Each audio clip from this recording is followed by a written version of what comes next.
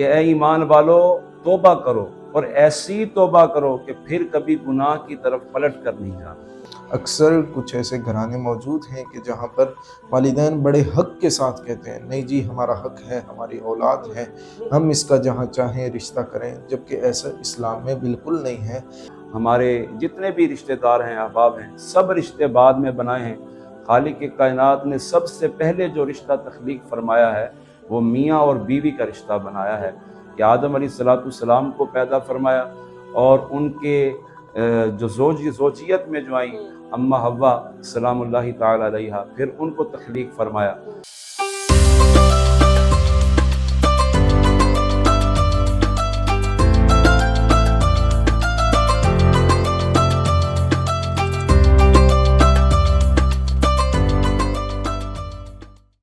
السلام علیکم ناظرین، جیسا کہ آپ سب جانتے ہیں کہ ہماری رمضان ٹرانسمیشن چل رہی ہے جس کا دوسرا اشرہ سٹارٹ ہو چکا ہے اور میں ہوں آپ کی میزبان رقیہ بخت۔ ناظرین، اس وقت ہمارے ساتھ موجود ہیں فقہ جعفریہ سے سید مبشر حسن نقوی صاحب اور فقہ حنفیہ سے ہمارے ساتھ موجود ہیں مولانا تنویر احمد صاحب۔ السلام علیکم سر۔ وعلیکم السلام۔ سر، جیسا کہ دوسرے اشرے کو مغفرت کا اشرہ کہا جاتا ہے، تو اس بارے میں آپ ہمارے ناظرین کو تھوڑا سا بتائیے گا۔ اعوذ باللہ من الشیطان الرجیم، بسم اللہ الرحمن الرحیم۔ ویسے تو انسان کی پوری زندگی ہی ایک خداوند عالم فرماتا ہے کہ اے میرے بندہ تو میرے قریب آ جا، میں تجھے بخش دوں گا۔ ویسے تو انسان کے پاس پوری زندگی میں ہی موت کی آخری ہچکی تک انسان کے پاس موقع ہوتا ہے، وقت ہوتا ہے کہ وہ خداوند عالم کے قریب ہو سکے، لیکن خداوند عالم نے ہمیں ہماری زندگی میں ہی یہ رمضان جیسی نعمت نصیب فرمائی کہ جس میں خداوند عالم یہ اعلان کر دیتا ہے کہ جس کسی نے میری رحمت حاصل کرنی ہو وہ میرے قریب آ جائے، میری عبادت کرے۔ جس کسی نے مغفرت حاصل کرنی ہو وہ میرے قریب آ جائے، میری عبادت کرے۔ جس کسی نے نجات حاصل کرنی ہو وہ میرے قریب آ جائے، وہ میری عبادت کرے۔ تو اس میں خداوند عالم اپنے بندوں کو ایک پیکیج عطا کرتا ہے کہ تم میرے قریب آؤ، میں تمہیں مغفرت عطا کروں گا، میں تمہارے دیکھیے اس میں ایک کہ مغفرت دراصل کہتے کسی، مغفرت دراصل بالکل گناہوں سے پاک و مبرہ ہو جانے کو کہتے ہیں۔ جب انسان کو خداوند عالم معاف فرما دیتا ہے تو خداوند عالم پھر یہ نہیں دیکھتا کہ اس نے ماضی میں یہ گناہ کیے، اس کے ماضی میں یہ معاملات تھے، پھر خداوند عالم یہ دیکھتا ہے کہ اگر اس کے گناہ اتنے ہیں تو میری رحمت کتنی وسیع ہے۔ تو لہٰذا جس طرح سے احادیث میں بھی یہ روایت موجود ہے کہ ایک بندہ مولا علی علیہ السلام کے پاس آیا اور اس نے کہا کہ مولا میں بہت گناہ گار ہوں، کیا مجھے خدا معاف کر دے گا؟ تو مولا نے فرمایا اے بندہ خدا، کیا تیرے گناہ ریت کے ذروں سے بھی زیادہ ہیں؟ اس نے کہا مولا شاید اس سے بھی زیادہ ہوں۔ مولا نے فرمایا کیا تیرے گناہ سمندر کے پانی کے قطروں سے بھی زیادہ ہیں؟ اس نے کہا کہ مولا نہیں، اتنے تو نہیں ہو سکتے۔ تو مولا نے فرمایا جب سمندر کے پانی کے قطروں کے برابر تیرے گناہ نہیں تو خدا کی رحمت کے برابر کتنے کیسے ہو سکتے ہیں؟ تو اگر خداوند عالم یہ اعلان کر کے کہہ رہا ہے کہ اگر تمہارے گناہ ریت کے ذروں سے بھی زیادہ ہوئے، اگر تمہارے گناہ پانی کے قطروں سے بھی زیادہ ہوئے تو میں بخشنے پر قادر ہوں، تم میرے قریب آ کر دیکھو، تمہارے آنے کی دیر ہے، میرے معاف کرنے کی دیر۔ بالکل حضرت نے ٹھیک فرمایا ہے۔ ایک حدیث قدسی ہے، حدیث قدسی اسے کہا جاتا ہے کہ فرمان اللہ رب العالمین کا ہو اور زبان مبارک مصطفیٰ کریم علیہ السلام کی ہو۔ اللہ تبارک و تعالی ارشاد فرماتا ہے سبقت رحمتی علی غضبی، کہ میری رحمت جو ہے وہ میرے غضب پر سبقت لے گئی ہے۔ اللہ کی رحمت جو ہے اللہ کے غضب پر حاوی ہے، اس سے بڑھ کر ہے۔ انسان گناہ کرتا ہے اور انسان جو ہے یہ نسیان سے لیا گیا ہے، اس کا مطلب بھول جانے والا، تو انسان ہے ہی بھول جانے والا۔ خطا کا پتلا ہماری عام زبان میں کہا جاتا ہے۔ تو یہ رب العالمین کا کرم ہے، اللہ رب العالمین کی بارگاہ میں اگر کوئی جھک جائے، چند آنسو بہا دے، خالق کائنات اس کی بخشش فرما دیتا ہے۔ اور رب کی رحمت یہ اعلان کرتی ہے لا تقنطوا من رحمت اللہ، کہ اللہ کی رحمت سے کبھی نا امید نہ ہونا۔ اور हुजूर अलैहिस्सलाम इरशाद फरमाते हैं, तौबा करने वाला ऐसा है जैसे उसने गुनाह किए ही नहीं, बिल्कुल गुनाहों से पाक हो जाता है। लेकिन अल्लाह तबारक व तआला ने तौबा का हमें तरीका भी बताया है। फ़कत ज़ुबान से ये कहना कि मेरी तौबा तौबा, ऐसा नहीं है, बल्कि कुरान हकीम इरशाद फरमाता है, या अय्युहल्लज़ीना आमनू तूबू इलल्लाह तौबतन नसूहा, कि ऐ ईमान वालो तौबा करो और ऐसी तौबा करो कि फिर कभी गुनाह की तरफ पलट कर नहीं जाना। तो रब की रहमत बड़ी वसी है। अल्लाह तबारक व तआला इस माह मुबारका में हमें हमारे लिए रहमत के दरवाज़े खोल देता है, जन्नत के दरवाज़े खुल जाते हैं। रिवायात में आया है कि दोज़ख के दरवाज़े बंद कर दिए जाते हैं। और हदीस पाक का एक खुलासा यूँ भी है कि अल्लाह रब्बुल आलमीन एक सजदे के बदले 1500 नेकी अता फरमाता है। तो ये तो रहमतों का, बरकतों का बाबरकत महीना जारी व सारी है। इसका दूसरा अशरा मगफिरत हमें ये सदा दे रहा है कि आओ अल्लाह तबारक व तआला की बारगाह में झुक जाओ और रब से जो मगफिरत की खैरात मांगनी है मांग लो। यहाँ पर दरियाए करम जारी व सारी है कि इस यहाँ से कभी हमने किनारा ना किया, पर दिल अज़ुर्दा तूने हमारा ना किया। हमने की जहन्नुम की बहुत तजवीज़, पर तेरी रहमत ने कभी ये गवारा ना किया। बिल्कुल, जैसे कि रमज़ान का तो पूरा महीना ही मगफिरत का महीना होता है। वैसे तो ऑल ओवर पूरा सारी मगफिरत का महीना होता है। हम अल्लाह ताला से की माफ़ी मांगे तो वो माफ़ कर देता है। जैसे कि मौलाना साहब ने कहा कि रमज़ान का महीना एक पैकेज होता है मुसलमानों के लिए, जिसमें वो अपनी जितने भी गुनाह हैं उसकी माफ़ी मांगे। तो अब यहाँ पर हम लोगों के सवालात का आगाज़ करेंगे, जो कि आप दोनों से किए हैं उनके सवाल, कि इस्लाम में, दीन में पसंद की शादी के बारे में क्या कहा गया है। ज़रा पहले आप रोशन। बिस्मिल्लाहिर्रहमानिर्रहीम। पसंद की शादी का खुदावंद आलम ने लड़का और लड़की दोनों को अख्तियार दिया। खुदावंद आलम उन वालिदैन पे लानत भेजता है पूरी ज़िम्मेदारी के साथ। खुदावंद आलम उन वालिदैन पर लानत भेजता है जो कि अपना चाहे बेटा हो चाहे बेटी हो, उनकी ज़बरदस्ती किसी से शादी करवा देते हैं, ज़बरदस्ती किसी के सर पे सौंप देते हैं।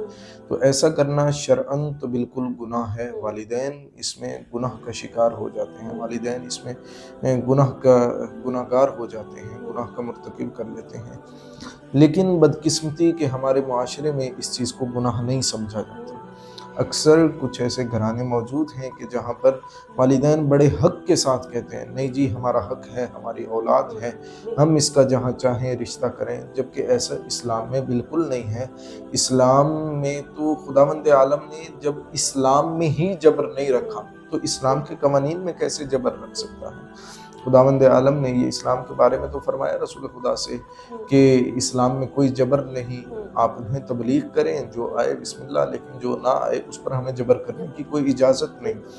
तो जब खुदावंद आलम इस्लाम जो बुनियाद है, जब खुदावंद आलम उसमें जबर को पसंद नहीं करता, तो खुदावंद आलम आगे जो एक इस्लाम का ही एक आगे हिस्सा है निकाह का, खुदावंद आलम निकाह के लिए भी जबर को पसंद नहीं करता।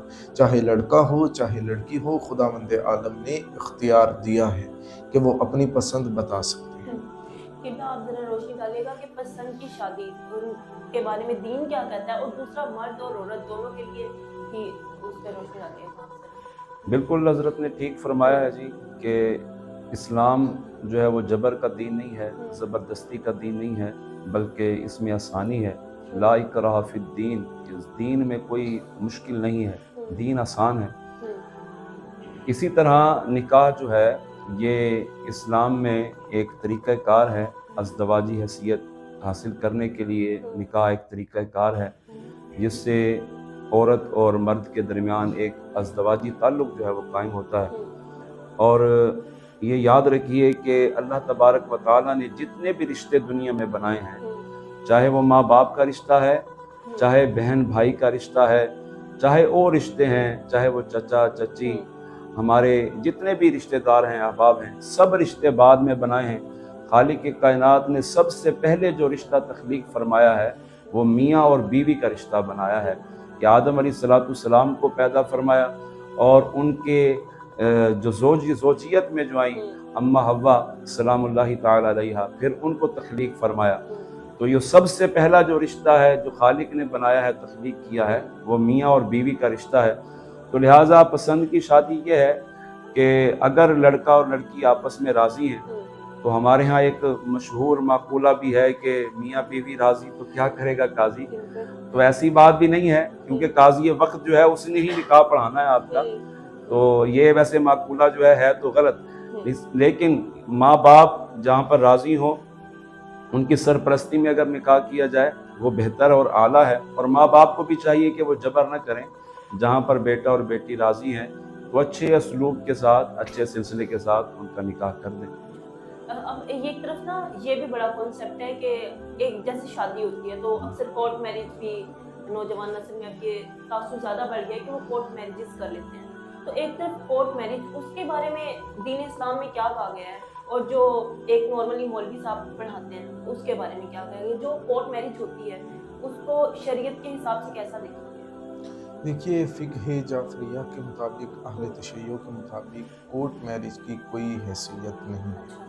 کورٹ میرج کو وہ نکاح نہیں مانتے، عقد نہیں مانتے، کیونکہ ہمارے ہاں کورٹ میرج کا کوئی کنسیپٹ نہیں ہے۔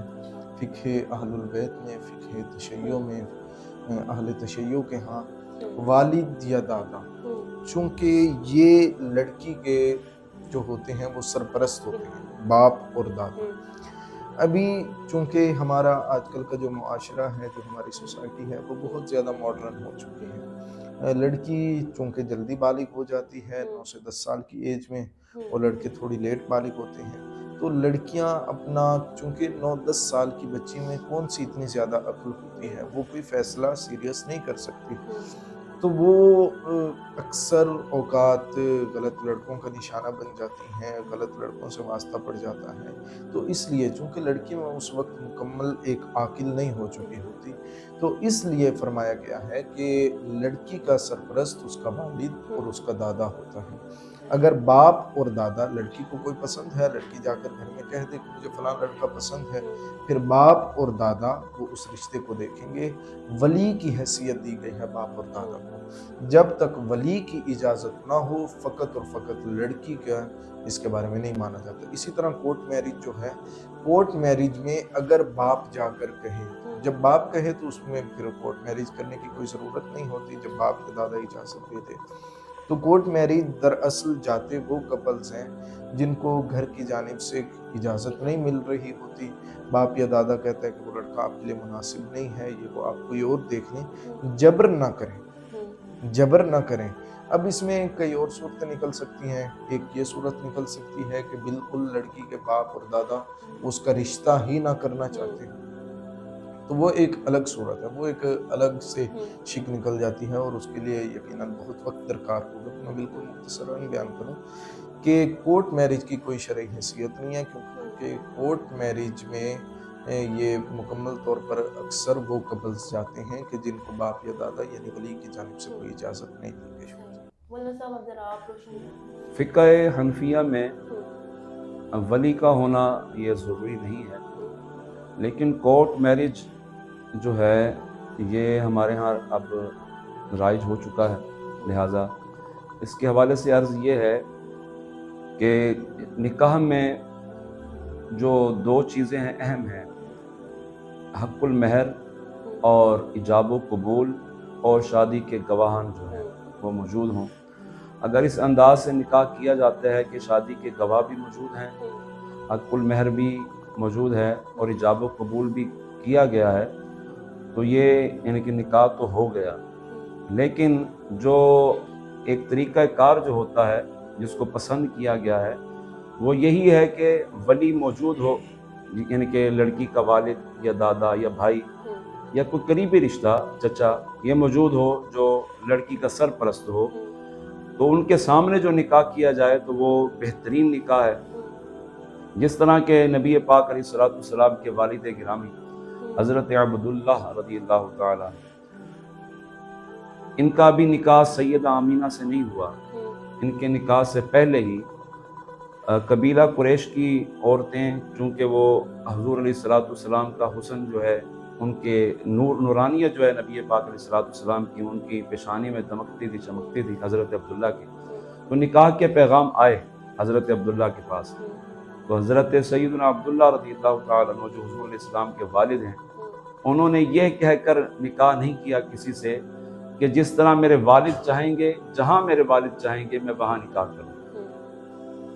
अब ये साबित यह हुआ इस बात से कि वालिदैन की मंशा और मर्ज़ी जो है, अगर उसको शामिल कर लिया जाए तो ये ज़्यादा बेहतर और ज़्यादा अच्छा है।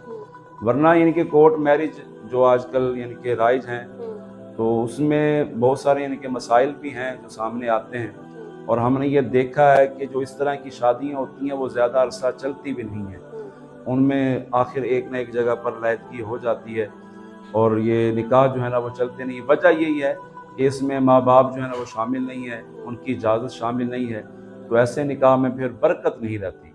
हाँ जी। अच्छा, आजकल जैसे कि लड़की का रिश्ता देखने जाते हैं तो ये एक ट्रेंड बन चुका है कि लड़का भी जो है साथ ही रिश्ता देखने के लिए जाता है लड़की को देखने के लिए।